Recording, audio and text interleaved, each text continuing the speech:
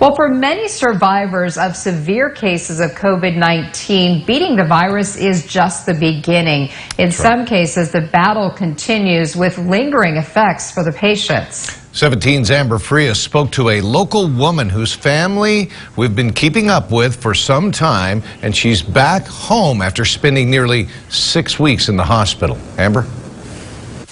It was the biggest battle in her life, and now her life is forever changed. Lisa Mundy has made it back home, but her road to recovery will be a long one. A bad headache, then muscle pain, and a sore throat. 40-year-old Lisa Mundy made her way to a local urgent care for a COVID-19 test. She was turned away and treated for a common cold instead. It was Monday, March 23rd.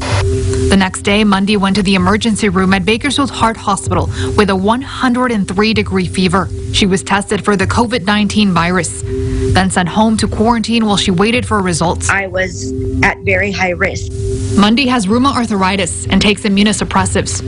Early Saturday, March 28, around 1 a.m. I walked in and she was blue, head to toe blue. She didn't realize that she was blue from head to toe. I felt unable to move air.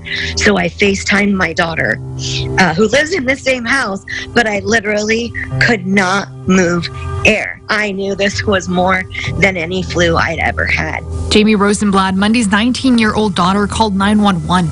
Mundy arrived back at Bakersfield Heart Hospital with an elevated heart rate, high blood pressure, and unable to breathe properly. She was treated for coronavirus. I don't remember anything once I got transferred to a room. The following day, 6 days after she visited urgent care, Mundy was put on a ventilator. Laura Rock is Mandy's twin sister. Before she went on her ventilator, before they intubated her, she said goodbyes. And that was not something I was prepared for. Days passed filled with uncertainty. They were very, very long and scary because you didn't know what was next. During this time, Mundy suffered a collapsed lung, a blood infection, and a blood clot. So we knew how severe the situation was. But 21 days later, April 18, Mundy had rallied and recovered enough to be taken off the ventilator. When I woke up, I say that I was 80% awake. I could not move my body. She was also kept from talking to avoid throat swelling. I'm a talker, so keeping me quiet is really hard. And when you really don't know what's going on and you can't move, I couldn't move a thing on my body except for my head.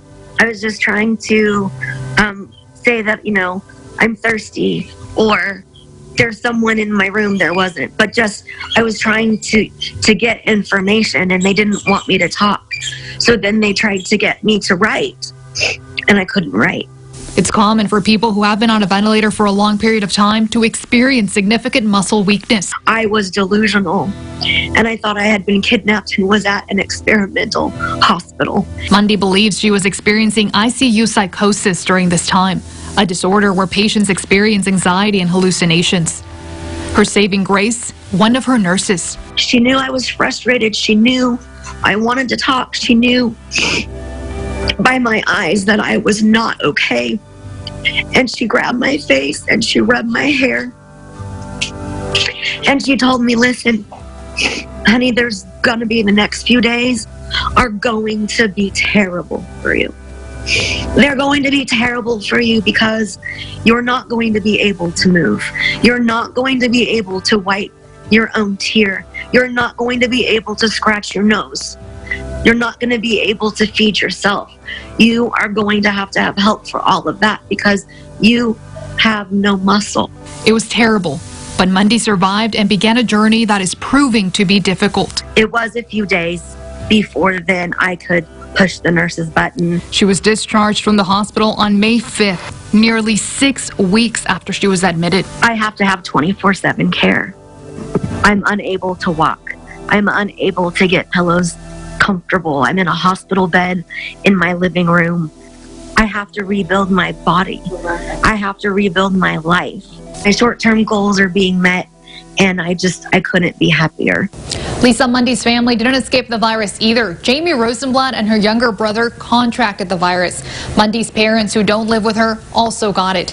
Everyone had different symptoms, but nobody got it as bad as her. Her kids have since then recovered, but her parents are still battling it. From Southwest Bakersfield, Amber Frias, 17 News.